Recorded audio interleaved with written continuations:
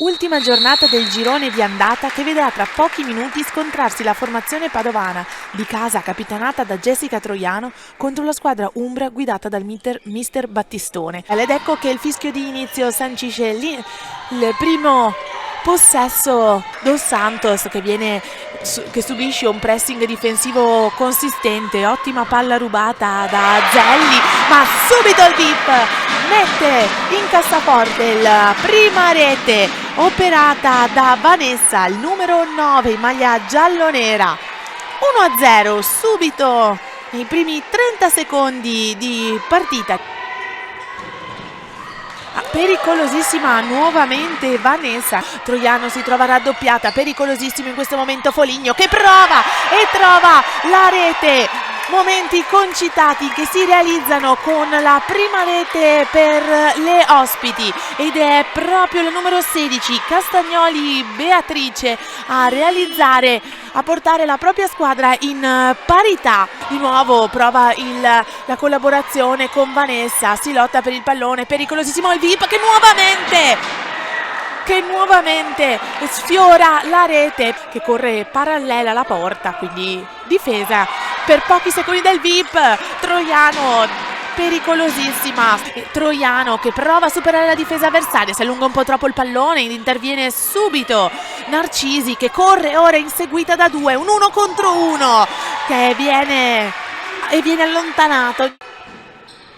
Si prova la collaborazione che riesce e si concretizza con una rete per Corboli che questa sera trova la soddisfazione personale portando la propria squadra a una rete di vantaggio. Tabellone recita VIP 1, Foligno 2.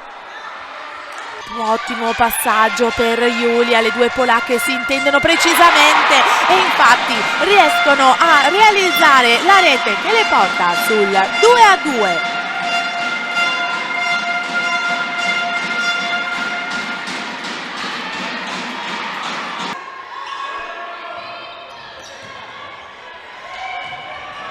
Difficile la scelta del passaggio per Vanessa che si trova a vedere un pallone che le sfiora accanto ed è il pallone della terza rete per Foligno. 2 VIP, 3 Foligno quando ancora ci sono 7 minuti e 50 di gioco.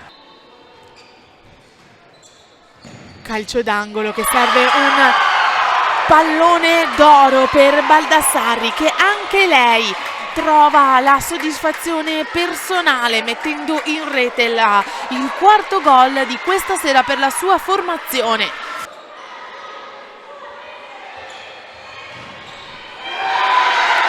E inaspettatamente, tra gli scroscianti applausi del pubblico, viene segnata la terza rete per il VIP. Ed è proprio Cuba. Intanto il fischio di inizio dà il via a questo secondo tempo ed ecco di nuovo Castagnoli che serve un buon pallone per Narcisi, trova sulla fascia destra Baldassarri, fitta rete di passaggi quella operata in questo momento dal Foligno che riesce a concretizzare un po' di fortuna, un'altra rete doppietta per Narcisi, porta a 5 reti Foligno.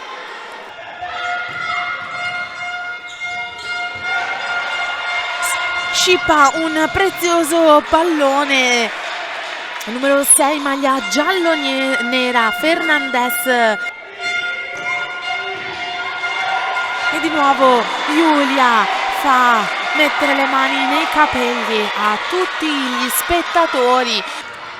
Passaggio troppo lungo quello che voleva operare il VIP e così subisce il VIP un'altra rete.